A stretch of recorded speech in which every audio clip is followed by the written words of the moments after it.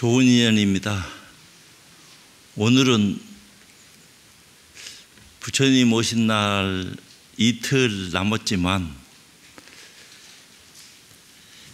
그래도 서울을 멀리 할 수도 없고 행사를 두 번 치르는 감은 없지 않아 있으나 먼저 치르고 또 부산서 초파회를 치러야 되는 그런 어떤 행사를 이중으로 갖게 됐습니다. 굉장히 서울을 무시 안 하는 거죠. 안 그러면 오늘 안 하고 부산 내려가서 그냥 부산 행사만 해도 크게 무방할 건데 미리 그래도 서울서 이 소중한 시간을 갖는 것은 부처님이 오신 것은 이미 예고된 겁니다. 법계의 어떤 일련의 일이 예측불허한 것이지만 그래도 부처님 오시기로 예측한 그날에 맞춰서 부처님이 눈빈이 동산에 탄생을 하신 거예요. 그렇게 하고서 인류 구원의 횃불을 들으신 겁니다. 출가도 했고 그것도 또 귀한 왕자의 몸으로 태어나셔서 인생무상의 어떤 입장을 몸소 겪었고 그러고 난 뒤에 출가를 해서 깨달음을 구하고 또 깨달음을 얻고 난 뒤에 많은 중생들을 위해서 교화사업 하다가 열반에 드셨는데 열반에 들고 난 뒤에도 먼 훗날 참 인류의 어떤 구원의 횃불을 미리 몸소 실천하고 가셨던 그런 어떤 큰 뜻을 기리는데 의미가 있지 않는가 이런 생각을 듭니다. 오늘 우리는 밑에서 점등을 했어요. 점등한다 하는 의미는 무명을 밝힌다. 자기 마음 안에 있는 언제부터 가지고 있었던지 모르는 다급생내의 어두움을 깨달음이라 하는 큰 가르침을 통해서 타파할 수 있는 그런 어떤 힘을 얻기 위한 의미로 점등의식을 거행한다 해도 과언은 아닙니다. 또 부처님이 오신 그날을 기리는 것은 당연한 거예요. 그냥 의미 없이 등 켜는 것이 아닙니다. 부처님이 세상에 오셔서 많은 중생들을 구제하기 위한 뜻을 품으셨고 또 그것을 실제로 증명해 보이셨고 지금까지도 그 일이 연연히 이어져서 언제까지 이어질런지 아마 인류가 이 지구촌에 있는 이상은 그 어떤 등불이 가지는 의미가 더욱더 깊어지지 않겠나 이런 생각이 듭니다. 그래서 자기 안에 있는 깊은 어떤 어둠을 타파할 수 있는 등불 그런 깨달음의 횃불을 먼저 지켜두셨고 그런 어떤 가르침을 통해서 우리도 안에 있는 내면을 밝혀서 거듭날 수 있는 그 기쁨 어찌 보면 축복이죠. 그런 어떤 일련의 일들을 함께 동참했다 하는 그런 차원에서라도 초파일날의 의미는 남다르다고 하지 않을 수가 없습니다. 그렇게 하고 이어서 또 관욕을 했어요. 그 탐진치 삼독 번뇌망상 무명에 가려졌던 그런 어리석음을 참 씻겨내림으로써 더욱더 새로워진 본래 청정하다 하는 그 의미를 되새길 수 있는 그런 일련의 행위를 우리는 한 겁니다. 물론 부처님 태어나자마자 용이 내려오셔서 부처님 몸을 씻으셨다 하는 기록은 있어요. 그리고 사방을 걷고 천상천하 유아독존이라 하는 굉장한 의미의 말씀을 우리 모두에게 드러내 보이셨다. 근데 무슨 부처님이 말을 배우셨겠어요? 태어나면서부터 말을 했게. 그렇지만 상징적인 의미는 그거 이상의 어떤 뜻을 지닌 것은 분명한 사실이다. 이제 그런 어떤 일을 되새기기 위해서라도 잊지 않고 오늘을 기리는 것은 특별한 의미를 지니는 것이기 때문에 불자뿐만 아니라 종교를 믿고 안 믿고 떠나서 이 지구촌 아니 우주 법계에 있는 모든 중생들은 그 어떤 입장을 아마 직간접적으로 맺고 있지 않겠는가 이런 생각도 해봅니다. 지금 지구촌에서 불교 모르는 어떤 입장은 잘 없을 거예요. 골고루 다 퍼져가지고 특히 정보화된 시대에 살면서 모르는 종교까지도 다 검색을 해서 세상에 드러내고 있는 파인데 이미 세상에 존재하고 있는 불교의 어떤 입장이 더 안 드러나라 하는 법은 없습니다. 또 불교 안에 있는 더 큰 의미, 깊은 내용까지도 속속들이 드러내서 깨달음이 무엇인지에 대한 어떤 바른 가치를 많은 사람한테 선보이고 있는 것도 사실입니다. 이제 그런 것을 통해서 우리도 눈뜨고 모든 사람을 눈뜨게 해주는데 일조하락하는 어떤 의미도 지니고 있는 건 사실이에요. 그러니까 이제 알고 보면은 행위하는 것 자체가 나쁘다고는 할 수 없지만 큰 최상승이나 대승의 의미에서 봤을 적에는 별 볼 일 없는 어떤 입장을 행하는 거 아닌가 하는 그런 생각도 저버릴 수도 없는 것이지만 우리만 믿고 떠나갈 것이 아니고 뒤에 많은 사람들이 불교를 믿게 해야 되고 또 불교를 알려야 되고 그런 의미에서라도 어떤 행동으로 행위를 보임으로써 같이 동참하고 더 깊고 넓은 큰 뜻을 밝힐 수 있는데 원인을 제공할 수 있는 기회도 우리가 갖지 않으면 안 된다. 그런 의미에서 등도 켜고 관욕도 하고 법문도 하고 하는 일련의 일들이 행해지는 건 사실입니다. 또 부처님이 세상에 오시지 않았을 것 같으면은 이런 시간도 우리가 가질 수도 없겠지.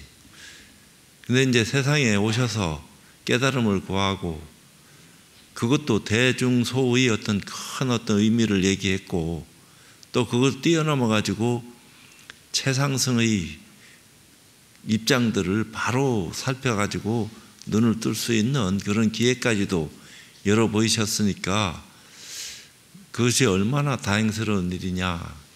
그걸 직접 체험한 사람은 말 안 해도 너무나 뼈저리게 알겠지만 모르는 사람들은 그 의미를 퇴색시키고 그걸 모르니까 비방도 하고 또 멀리 하게끔 헛소리도 하고 많은 어떤 일련의 일들도 함께 벌어지고 있을 수도 있는 겁니다. 부처님 당시도 부처님 말씀하시는데 비방하고 해코지하고 하는 일련의 일들이 그 당시에도 벌어졌어요. 지금이나 앞으로 벌어지지 말아라 하는 법도 없습니다. 더 잘 알아서 분명한 어떤 뜻을 스스로 밝히고 남들한테 전해서 알게 하는 그런 어떤 일로왕 보살의 어떤 입장도 우리가 되어 보는 것도 나쁠 것 같지 않다. 이런 생각을 한번 더 해봅니다.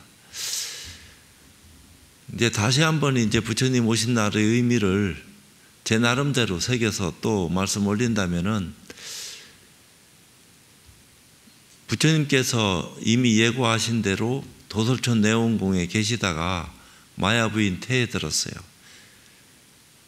그것도 코끼리인데 상아가 양쪽으로 3개씩 6개 난 특별한 코끼리의 흰 코끼리죠.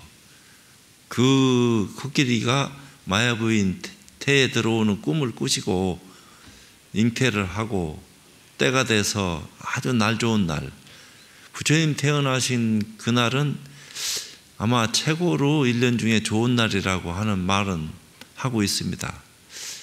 그런데 이제 불행하게도 태어난 지 얼마 오래지 않아 가지고 어머니를 잃는 그런 아픔, 슬픔도 겪은 건 사실이에요. 이제 그 슬픔을 잊게 하기 위해서라도 이어서 이제 이모가 어머니가 돼서 양육은 하긴 했지만 그 빼어난 어떤 입장에 있는 분이 그런 거 저런 거 다 못 살필리는 맘먹고 최고의 교육도 받았고 최고의 자질을 태어나서 최고의 교육을 받고 또 어떤 사람도 따라오지 못하는 그런 학문적 깊이와 또 무술도 익혀가지고 누구도 흉내내지 못하는 그런 의실력을 함께 지녀서 미래에는 전륜성왕이 된다 하는 예언을 받으셨듯이 왕이 됐으면 아마 천하를 통일하는 그런 입장이 되셨으리라고 우리는 뭐 믿어 의심치는 않습니다. 그렇지만 인생무상을 느끼고 출가를 감행해서 그 당시 한 나라만을 지켜서 자기 나라만을 유지 발전시켜가는 그런 의미보다는 천하 모든 사람 동서남북을 막론하고 법계에 있는 중생까지도 근본의 어떤 실상을 자각해 하는 그런 어떤 깨달음을 통해서 증명해 보이는 그런 어떤 시간을 가지고 그런 모습을 끝까지 아마 초지일관 관철시켰어요.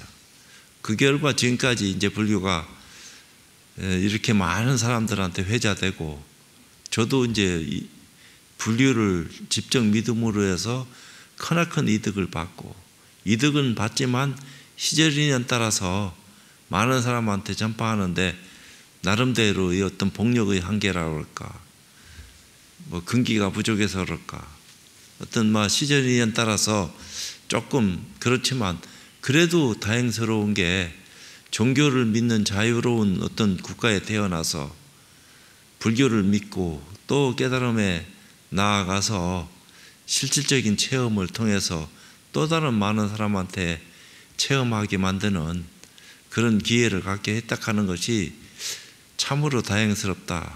근데 이런 것들이 더 많은 사람한테 이어져서 또 참 내일을 기약하게 할 수 있는 큰 밑거름이 됐으면 좋겠다 하는 나름대로의 생각은 가지지만 제가 가지고 있는 어떤 한계가 있기 때문에 뜻은 그렇지만 뜻대로 이뤄내기 위한 노력은 끝까지 경주하다 가겠지만 그래도 알 수 없다 하는 생각은 지울 수가 없습니다.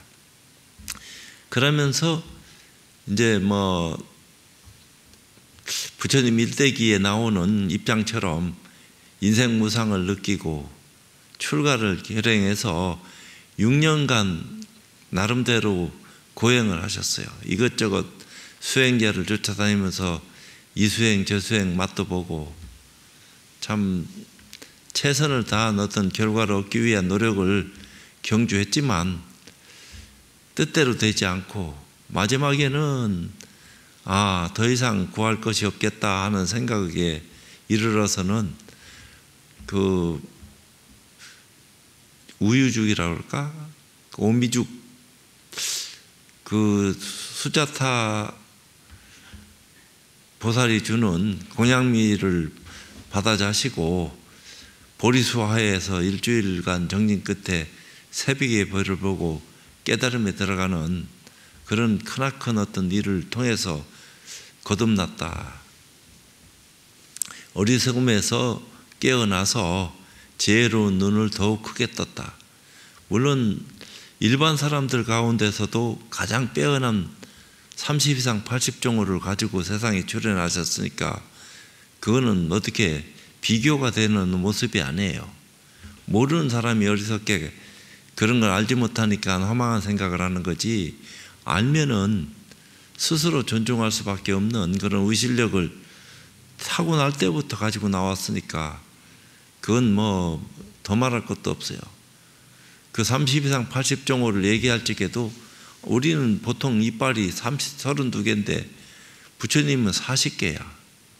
그러니까 특별한 상호를 남이 가지지 못하는 그런 상호를 전생서부터 수행을 얼마나 많이 하셨는지 세상에 출현하실 때부터 가지고 오셔가지고 마지막 열반에 드실 때까지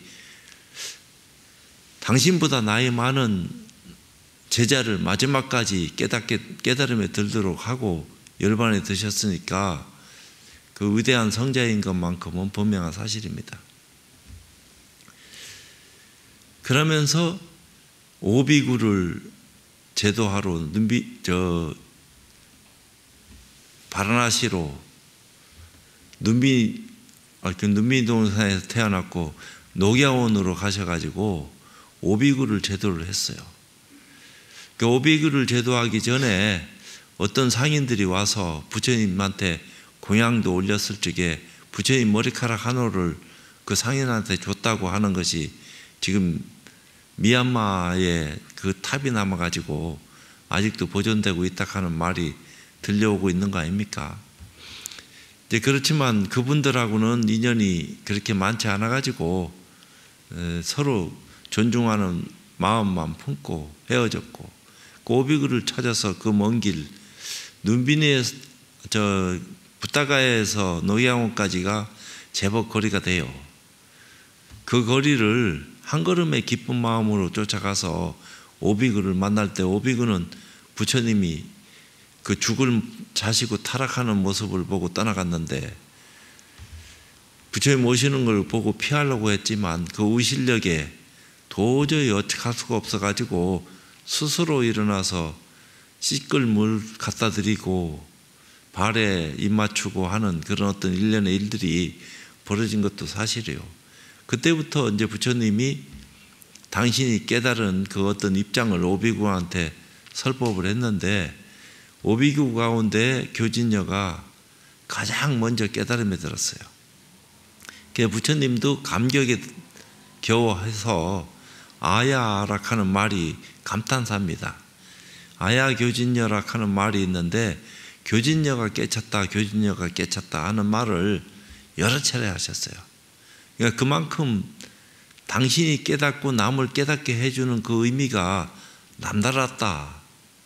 그걸 보면은 참 부처님이 남을 생각하는 마음이 얼마나 넓고 크고 깊은지 그건 뭐 더 이상 헤아릴 수 없는 그런 의미를 지닌 말을 아야 교진녀락 하는 어떤 의미 속에 다 내포하고 있는 것이 아닌가.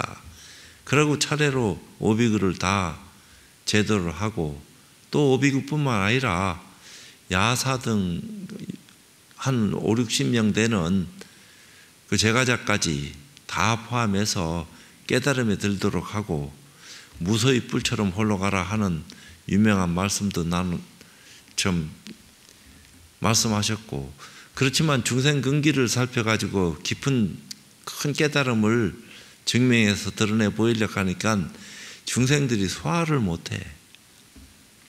근데 깨닫고 난 뒤에 그 부타가에서 부처님이 3, 7일간 화엄경을 설했다 하는 말이 있어요. 그 화엄경을 설했을 적에 설법을 듣는 모양을 가진 사람이 아무도 없는데 그 같은 아무도 없는 데서 화엄경 설했다 하는데 그 어떤 의미를 진역했어요. 그 화엄경은 입으로 설해진 경전이 아니다 하는 어떤 의미를 내포하고 있는 겁니다. 뜻으로 설해진 가르침이 화엄경하고 법화경이요.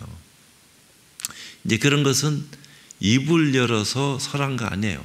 부처님이 정신없는 사람 아니면은 아무도 없는데 입 열어가지고 화엄경 얘기하겠어요. 그 방대한 걸. 그러니까 뜻으로 그 의미를 설했는데 못 알아먹으니까 중생교화하기 위해서 아함을 얘기했다 이런 얘기를 한 겁니다. 사성체 8정도 12년 그 인과법문을 한 거예요. 형상을 가진 사람이 좀 더 쉽게 빨리 깨달음에 들도록 하는 장치를 한 거지. 왜 처음부터 깨달음에 들면 좋은데 이게 참 깨달음을 얘기했다고 해서 대학교 수준의 얘기를 한다고 해서 초등학교 수준에 있는 사람이 그 말 한꺼번에 알아들을 수 있겠습니까? 차제로 뜻을 참 더 알게 하기 위한 방편을 설해서 그 의미를 부여하고 점차적으로 참 부처님이 뜻이 말하는 뜻이 어디 있는지를 안 사람들이 더 깊고 넓은 뜻을 스스로 모르니까 부처님 설법을 듣고 또 부처님 제자의 설법을 듣고 깨달음에 들어가는 그런 기회를 갖게 된 건 사실이지. 그러면서 이제 암에서 그런 얘기를 했다면 방등에서 공을 설하고, 그 공을 설할 적에 많은 비구의 오해가 있었다는 거야. 특히 대바달다. 어디서 아라한가를 증득한 사람한테 신통을 배워가지고 부처님 그 어떤 입장을 쪼개가지고 자기 어떤 의미를 받아들이게 하기 위한 시도를 한 거예요. 그러다가 결국은 이제 그 시도도 불발로 끝나고, 왜 갑자기 유를 얘기하다가 물을 얘기하니까 있다고 얘기할 적에는 다 그 의미를 소화를 했는데, 있는 것도 없다고 하는 어떤 의미를 얘기하니까 왜 한 입으로 두 말 하느냐 하는 생각을 모르는 사람 입장에서는 안 할 수 없다 이 말이에요. 한결같은 소리를 해도 부족할 바인데 왜 전혀 다른 소리를 그때 당에서 할 수밖에 없는 그런 어떤 입장을 모르고 자기 나름대로 그 의미를 해석을 해가지고 자기를 믿고 의지하는 사람 따르게 해가지고 500명이나 되는 비구들을 데리고 교단을 따로 세운 거 아니에요. 그때만 하더라도 교단은 없습니다. 부처님은 어떤 종교를 표방해가지고 자기 가르침을 세상에 펴뜨리려고 한 그런 것보다는 중생이 어리석어서 깨달음을 눈뜨지 못하고 헤매고 있으니까 그 가치를 눈뜬 부처님께서 직접적인 깨달음을 체험해서 지혜로운 눈을 뜨고 세상 살아갈 수 있는 힘을 가지게끔 가르침을 전한 거지, 나를 따르라 이런 의미의 어떤 얘기를 하신 적은 없어요. 가시고 난 뒤에 부처님 제자들이 부처님 기록이 사라질까비 그 의미를 폐업경에 남겨가지고 뒷사람들도 알아볼 수 있게끔 그 가르침이 천대만대 퍼져서 많은 사람한테 이익되도록 하는 그런 모습을 선보인 건 사실입니다. 그러다가 공을 얘기하고 다시 반야를 얘기하면서 유무를 다 아우르고 유무를 초월할 수 있는 그런 힘을 가질 수 있게끔 21년간 반야를 설했어요. 그것이 이제 오늘 우리가 얘기하는 반야신경에 다 그 의미가 나타나고 있는 거 아니에요. 거기에 이르러서는 어찌 보면은 등켜고 관욕하고 하는 어떤 행위가 의미 있다 하면 의미가 있는 것이지만 의미가 없다 하더라도 하등에 문제될 것이 없이, 왜 이미 다 그 뜻 속에 머금어서 포함돼서 더 큰 의미를 지니는 힘으로 거듭났기 때문에 다시 또 되풀이해서 가르치고 배우고 이해시킬 필요가 없는 거지. 이해한 사람의 어떤 입장에서는 뒷사람을 위하는 목으로 남겨둔 거지, 이미 그것을 소화하고 있는 사람한테는 그런 행위 자체가 이렇게 법회하는 이런 것도 어찌 보면은 큰 의미를 부여하니까 있는 거지, 부여 안 한다 하더라도 할 말은 없는 겁니다. 왜 내 뒤에 있는 불상이 부처가 아니니까. 어리석은 사람한테 부처님으로 보여질란지는 몰라도 실상을 눈뜬 사람한테는 이것은 허상이요. 허상을 믿게 만드는 것은 그만한 까닭이 있어서 믿음을 내게 하기 위한 어떤 참 인연을 맺어야지 결과도 나타날 수 있는 것이니까, 인연 맺지 않고 결과를 나타낼 수가 있나? 다 인과인데. 그러니까 그런 어떤 인과를 깊이 알고 그 부처님께서도 그 당시에 어머니를 제도하기 위해서 그 도리천에 올라가셨다고 얘기는 하는데, 그때 이제 부처님이 안 보이시니까 그 아사세 왕의 아버지 되는 이름이 모르겠는데 그분이 부처님을 생각하면서 상으로 만들어 모시게 된 어떤 입장이다. 이제 그때부터 이제 부처님 상을 모시게 되는 어떤 계기가 생겼다 하는 기록이 있다 하는데, 그건 제가 참 깊이 연구 안 해서 모르겠고, 그러면서 이제 중생들이 어리석어서, 그때 비해서는 지금 어리석음이 많이 깨어가지고 계명천지가 됐으니까 더 말할 것도 없는데, 그 당시에는 문자도 모르고 언어도 지금에 비해서 그렇게 뭐 깊이 있게 연구했겠어요. 먹고 살기도 바쁜 시절을 살았을 건데, 개화된 문명을, 지금처럼 개화된 문명을 살았다고는 볼 수가 없습니다. 2600년 전에 지금보다 뭐 비행기가 있었겠어, 자동차가 있었겠어. 굉장한 시대를 우리는 오늘 살고 있는 거요. 그런 어떤 입장에서 그래도 아직까지 유사 종교나 종교도 아닌 사이비 종교나 또 이상한 주술적인 거, 자연 숭배하는 거 이런 데 빠져가지고 허우적거리는 그런 무리들도 이 지구촌에 많이 있어요. 왜? 인연을 못 맺었으니까. 올바른 인연을 맺고 바른 가치를 눈뜰 것 같으면은 길을 알게 되는데, 길을 알고 길을 가는 거하고 길을 모르고 헤매는 거하고 또 잘못된 길을 길이라고 착각하고 가는 거하고는 전혀 다르다 이 말이에요.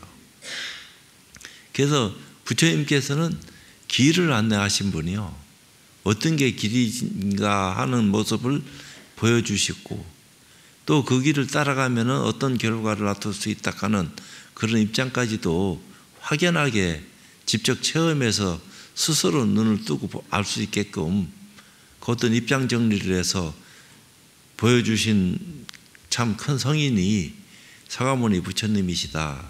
이제 이런 어떤 입장에서도 의미가 더 큰 거죠. 그러면서 이제 반야를 얘기하고 법화열반을 얘기했어요. 그러니까 법화열반을 얘기할 적에, 법화경을 얘기할 적에 경에 보면은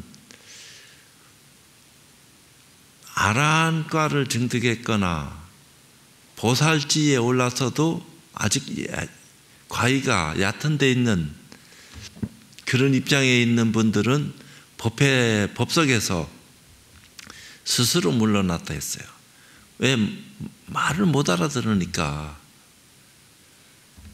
근데 그 영치산에 올라가면은 수없는 보살들이 모여들었다 하는 경전에는 기록대가 있는데 거기에 수없이 모여들 수 있는 장소가 아니에요. 협소해요. 산 정상인데 부처님 그 머무시던 감실이 거기 있는데 감실 주변에 들어가 봐야 빡빡이 들어차도 200명 하고 그 주변을 메워도 500명, 1000명 메울 수 있을까 하는 그런 어떤 위치인데 거기에 수로 헤아릴 수 없는 대보살, 마하살 뿐만 아니라 많은 인연 있는 보살들이 사방에서 모여와서 부처님 가르침을 전해 들었다. 이런 내용들이 경전에 나오니까 이게 거짓말이다 이렇게 얘기하지만 그 거짓말 아닙니다. 진실을 얘기했는데 눈이 없어서 못 보는 거지. 그 가르침을 전해줘도 들을 수 있는 귀가 없으니까 그걸 소화를 못하는 거요. 그러면서 자기 멋대로 기분 내낀 대로 어떤 문자 영매해가지고 그것이 옳리 그르니 하는데 뜻을 두고 자꾸 비방하는 허망한 소리 하는데 그런 거 아니다. 어째서 그러느냐? 부처님이 법을 설할 적에 우담바라 꽃비가 내렸다 했어요. 그 법화경은 부처님이 세상에 출현하셔야지만이, 그러니까 석가모니 부처님이 육신을 가지고 부처님으로서 세상에 출현하셔서 법화경을 설할 때만이 그 꽃비가 내린다 이렇게 얘기가 되어지는 꽃비가 내렸다 이 말이에요. 그 우담바라 꽃비가 내리니까 그 가운데 꽃송이 하나를 들어가지고 마하가섭이 들어 보이니까 부처님이 미소 지었다. 이제 이런 얘기가 있어요. 그러니까 그 꽃은 해안을 가진 어리석은 사람의 눈에는, 해안 이하의 어리석은 눈은 그 꽃을 볼 수가 없다 이 말이에요. 불법에 대한 올바른 가치, 보살 이상의 어떤 정진력을 가진 수행할 수 있는 눈을 뜬 사람들만이 그 의미를 알고, 그것도 또 석가모니 부처님이 세상에 출현하셔서 함께 할 적에 그 의미가 드러나는 거지, 부처님 안 계시고 보살 혼자만 굉장한 의실력을 지녔다 하더라도 그런 어떤 힘이 나오는 게 아니다 이 말이에요. 물론 경전에 보면 수보리가 해공제일도 되고 무쟁제일도 됐어요. 해공제일일 때는 아라한이요, 무쟁제일이 됐을 적에는 불법에 대한 올바른 가치를 눈떴기 때문에 호를 2개를 가지고 있었는데 10대 제자 가운데, 그러니까 소보리가 비가 내릴 적에 어떤 수행처소에 갔는데 비가 소보리 지나가는 데만 안 내리고 주변은 내렸다 하는 어떤 기록이 있어요. 이게 천신의 이웃실력으로 수보리의 어떤 높고 깊은 뜻을 그만큼 기렸다 하는 어떤 의미도 있는데 부처님 말할 건 뭐 있겠나. 그래도 부처님께서 신통력을 자제시켰어요. 당신이 그 이상 신통력을 다 펼쳐 보일 수 있는 힘을 가졌어도 목련존자 신통력을 남발했거든. 말하는 가운데 조금 빗나갔지만 목련존자가 신통이 있다 하는 것은 세상이 다 알았어요. 목련존자는 부처님보다 나이가 많아요. 근데 어떤 시장에 갔는데 탁발을 나간 거지. 근데 이제 내기가 벌어져 가지고 목련존자가 호승심이 일어나 가지고 그 말을 듣고 그것도 못하는가 해가지고 큰 바위를 들면은 무슨 상품을 준다 했는가 아마 그런 걸 거예요. 근데 이제 목련존자는 그 바위 위에 떡 올라타 가지고 그냥 선체로 바위를 발밑에다 달고 하늘로 솟구쳤거든. 그러니까 그 임신한 어떤 보살이 갑자기 솟구치는 그 모습을 보고 놀래가지고 낙태를 했어. 그걸 부처님이 아시고 목련을 불러다가 나무라잖아요. 네가 신통을 함부로 보임으로써 무고한 생명이 참 저렇게 됐다. 다시는 신통을 그런데 행하라고 신통이 있는 게 아니다. 그러면서 이제 자제를 시켰어요. 그러니까 부처님 앞에서 약속하잖아요. 신통이 있어도 앞으로는 쓸데없는 신통의 모습을 선보이지 않겠다. 근데 이미 세상에 소문이 확 퍼졌으니까 이제 목련존자 신통 구경하고 싶은 사람이 얼마나 많겠어. 소문은 났고. 그냥 목련존자 신통이 굉장하다 하는 것을 안 보니 목련존자 탁발 나갔을 적에 돌멩이 집어 던져도 목련존자는 끄떡없이 피한다. 이런 어떤 생각을 가지고 급기야는 돌을 막 집어 던졌는데 목련존자가 그대로 얻어맞거든. 그 피투성이가 돼서 쓰러진 거 아니야. 그래서 부처님 품 안으로 급히 이제 돌아와서 거기서 이제 숨을 거두는 그런 사태가 벌어졌다 이 말이야. 그때 부처님이 칭찬해요. 목련아, 네가 열애하고 이 약속을 잘 지켰구나. 다시는 그런 신통을 선보인다고 안 한 신통 가지면은 그 얼마든지 피하지. 그렇지만 한번 그런 신통을 보인 과보로 결과가 참 안 좋게 됐다 이 말이에요. 그래도 부처님 칭찬을 받아요. 이제 그런 어떤 일련의 일들이 있었던 것은 뭐 교단사의 어떤 입장에서 비롯된 것이지만, 그러면서 그 법화경의 어떤 의미를 봤을 적에 여마미소락 하는 것은 그냥 선에서 얘기하기로는 그렇게 얘기하지만 교의 어떤 입장에서도 우리 눈에 보이는 꽃이 아니요. 꽃비가 안 내린 것도 아니요. 꽃비가 내렸는데 그런 의실력을 지닌 그런 수행자들의 눈에 비춰지는 꽃비지 일반 사람들한테 보여지는 우담바라가 아니라고. 그러니까 세상에 우담바라 꽃 피었다 하고 중생들 현혹하는 소리를 해가지고 옛날에 한때 한번 우 해가지고 뭐 부처님이 잠자리 그 아리락 하던데 그걸 우담바라라고 얘기해서 부처님 몸에 피었다고. 아, 부처님 몸이 뭔데? 부처님 몸은 모양도 없는데. 모양 없는 모양을 가지신 분이 부처님이 그 우주법계 그대로의 어떤 실상을 드러낸 건데 허상에 속아가지고 오래된 고불에 참 잠자리 알인지 뭔지는 몰라도 꽃이 피니까 우당바라 꽃 피었다 이래가지고 유혹을 해서 세상을 한번 발칵 뒤집어 놓는 어리석음을 범한 것도 사실이요. 그 과보 받는 거지. 진실을 진실답게 얘기하는 그런 모습을 선보여도 부족할 파인데 험한 소리를 해가지고 잠시 잠깐 중생들 현혹시킬란지는 몰라도 오래지 않아서 다 드러날 일을 왜 그런 걸 해야 되냐 이 말이요. 몇몇 사람 좋게 하기 위해서 하는 그런 쓸데없는 짓은 하지 말고 부처님 법대로 살자. 부처님 말씀하신 뜻대로 그 의미를 제대로 이해를 하고 소화를 해서 실천해서 증명해 보이는 그런 의식력으로 거듭나는 것이 불제자고, 교단도 그런 데 충실해야 되고, 아무리 힘들고 어려워도 근본의 어떤 입장은 인과가 여견한 건데 인과 무시하고 정신 나간 짓을 해서야 되겠나.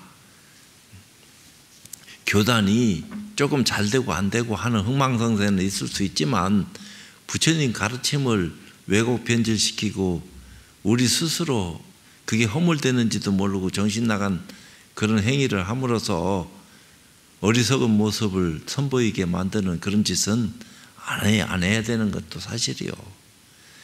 그것이 불제자가 당연히 해야 될 모습이지 왜 쓸데없는 어리석은 짓을 해가지고 잠시 어떤 기운은 불러일으켰는지는 몰라도 그렇게 해서라도 해야 됩니다.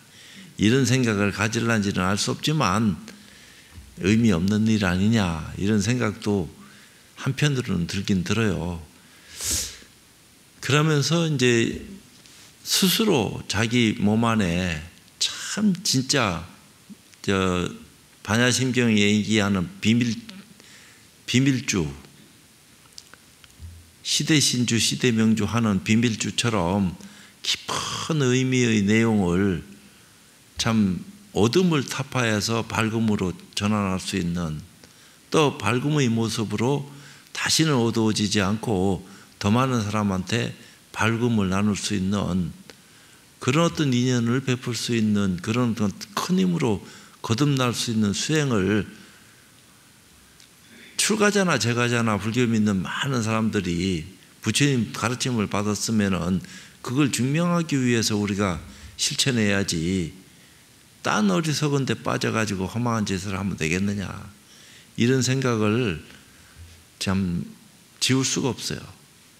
그런 나는 개인적으로는 참 감사하고 고맙고 허망한 데 빠져서도 광신맹신해도 막 정신없이 자기 몸을 희생시켜서라도 자기께 최고라고 할 파인데 부처님이 스스로 자기 몸을 희생시켜가면서 자기를 높여서 내 것이 최고다 하고 증명해라 이런 말씀 하시지는 않을 거예요.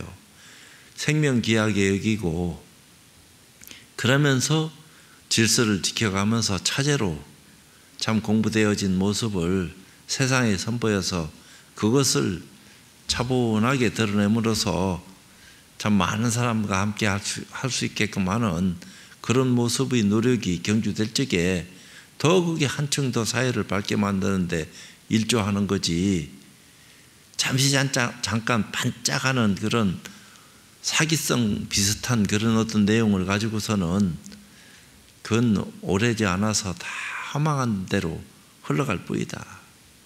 그런 모습 아니다. 그러니까 경전은 실제를 근거해서 만들어진 모습이기 때문에 허망된 모습이 거기 있을 수가 없어요. 우리가 어리석어서 증명 못하는 그런 참 지혜로운 눈을 못 떠서 그런 거지, 눈 뜨고 속을 수가 있나? 눈을 뜨면 속지 않는 거지. 이제 그런 어떤 힘을 가지고 경전 안의 내용을 반추해서 살펴보고 그걸 스스로 증명하고 남한테 증명해 보일 수 있는 그런 인연으로 거듭나자 하는 그런 어떤 의미로서의 부처님 오신 날을 되새긴다 하면은 더욱더 참 불교의 어떤 현실이 지금보다는 더 바람직한 모습으로 거듭나지 않겠나 이런 생각도 해봅니다.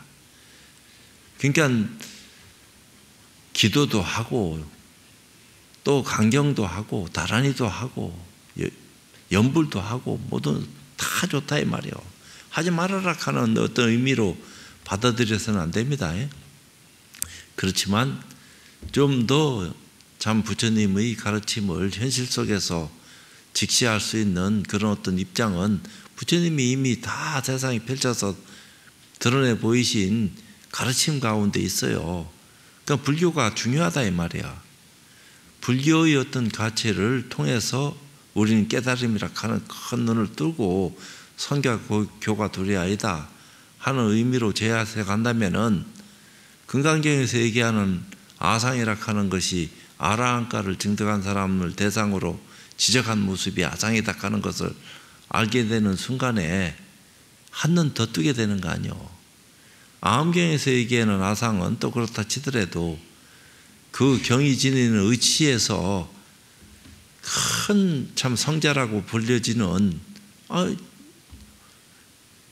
무학인데 더 배울 것이 없는 수행자라 하더라도 자기도 모르는 상을 가지고 있다 하고 수부리가 부처님한테 질문을 던졌을 적에 부처님께서 그 질문에 응하면서 아라한이라 하더라도 사상, 아상인상, 중생상, 수사상이 있기 때문에 보살이 못 되고 부처가 못 된다 하는 의미의 얘기를 하신 거예요. 그 보살은 그 상이 깨졌기 때문에 유의법에서 무의법으로 전환해서 요새 얘기하는 도노돈소할 수 있는 힘을 가졌다 하고 얘기하는 겁니다. 이제 그런 어떤 교학이나 선학의 어떤 차원에서도 굉장히 중요한 것을 우리 스스로 놓치고 있다 이 말이에요.